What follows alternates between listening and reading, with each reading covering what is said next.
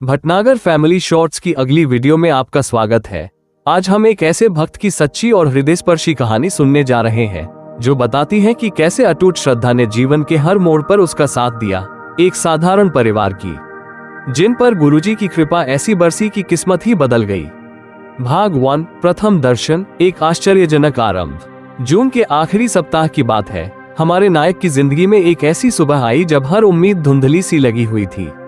उनके घर में एक बड़ा संकट था। उनके मामाजी को कार्डियोलॉजिस्ट ने तुरंत बाईपास ऑपरेशन की सलाह दी थी। डॉक्टर के शब्दों का बोझ, घर वालों की चिंता और मामा का मानसिक तनाव, ये सब किसी भारी बादल की तरह मंडरा रहे थे। पर उस परिस्थिति में भी एक सुनहरी किरण थी। मामा ने गुरुजी के चरणों से आशीर्वाद मांगा। गुरुजी ने मामा को अपने समीप बैठाकर चरण स्पर्श करने के लिए कहा। सेवा के दौरान मामा ने अपनी स्थिति बताई और फिर जाने का इशारा करके आशीर्वाद लिया। तब गुरुजी ने कहा, तुम्हें ऑपरेशन की जरूरत नहीं है, मैंने तुम्हारा बाईपास कर दिया है। यह वाक्य सुनकर मामा का मन एक अजीब शांति से भर गया। अगले दिन जब डॉक्टरों ने रिपोर्ट्स देखी तो हृदय का कार्य सामान्य निकला और वही रिपोर्ट दोबारा भी वैसी ही आई। डॉक्टर भी आश्चर्यचकित रह गया। उस घटना ने हमारे नायक के घर में एक नई धारणा जगा दी। शायद अस्तित्व में कोई ऐसी शक्ति है जो विज्ञान से परे काम करती है। वहीं से हमारे नायक की यात्रा शुरू हुई, मुख पर साधारणता पर दिल में एक नए विश्वास के साथ। वो स्वयं दिल्ली आकर गुरुजी का दर्शन करने पहुंचा।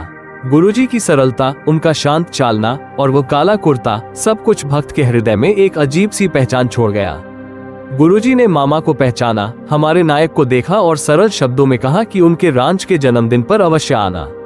ये पहली मुलाकात थी जिसमें गुरुजी का एक छोटा सा इशारा भी जीवन पर भारी असर डालने वाला सिद्ध हुआ।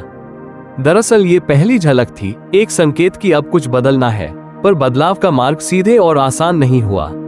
अगले दिन ही हमारे नायक को नौकरी के सिलसिले में श्रीनगर भेज दिया गया, अचानक, और ऐसा समय जब परिवार दिल्ली में गुरुजी के जन्मदिन की तैयारी में लगा था। वो निराश भी हुआ और भीतर एक उम्मीद भी रखता, यदि गुरुजी की कृपा है तो परिस्थितियां ठीक हो जाएंगी। श्रीनगर के कठिन हालात में ग्राहकों की शिकायत और दबाव ने उसकी परीक्षा ली, पर भीतर वो विश्वास था कि गुरुजी की दया उसे सहारा देगी। वो हर मुश्किल में गुरुजी को याद करता रहा और अपने कर्तव्यों को ईमानदारी से निभाता रहा। एक महीने बाद वही ग्राहक जिसने शिकायत दर्ज करवाई थी, स्वयं इसकी पुष्टि कर वापस बैठ गया और प्रशंसा पत्र जारी हुआ। ये पहली बार था जब हमारे नायक ने स्पष्ट रूप से महसूस किया, कोई शक्ति उनके साथ है जिसने परिस्थितियों को मोड़ा। यही विश्वास घर लौटने के साथ बढ़ा। पर दिल में एक गहरा सवाल था। 7 वर्षों से संतानहीन दंपति के लिए ये सबसे बड़ा प्रश्न था।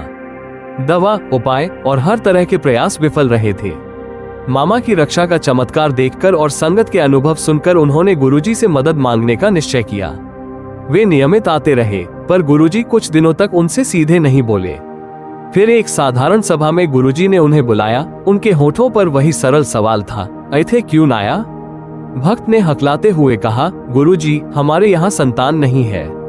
गुरुजी ने कहा, तुम बच्चे पाओगे, यहाँ से भाग जाओ। भक्त ने कहा, मैं भागने नहीं आया। गुरुजी बोले, ठीक है, तो हर 8वें दिन आना। ये छोटा सा वाक्य ही उनके जीवन में नियति का नया चक्र लेकर आया। उस समय वो 8 दिन के शिफ्ट चक्र में काम करते थे और गुरुजी की सलाह उनके कर्म समय में बिल्कुल फिट बैठी। एक संकेत, एक व्यवस्था और एक ऐसा नियम जो उनकी रोजमर्रा की जिंदगी के अनुरूप था। उन्होंने कल्पना नहीं की थी कि यह निर्देश कितने बड़े परिणाम दे जाएगा, पर श्रद्धा के बीज वहीं रोपे गए थे। उन दिनों संगत के बीच में सुनाई जाने वाली अनेक कथाएं उनके भीतर आशा की लौ जलाती रहीं। कई भक्तों के अनुभव, चमत्कारी परिवर्तन और गुरुजी की रहस्यमय मोहब्बत। पर उनके लिए असली परीक्षण आगे था, जब औपचारिक चिकित्सा और आधुनिक विज्ञान ने उन्हें सीमित कर दिया। तब गुरुजी की आज्ञा ने रास्ता दिखाया। ये पहला भाग था, पहली मुलाकात, पहला आश्चर्य और पहला निश्चय कि अब आस्था ही उनकी पनाह होगी। अगर आप इस वीडियो का भाग 2 देखना चाहते हैं तो चैनल को सब्सक्राइब कर लें और कमेंट करके लिख दे भाग 2। जय शुक्राना।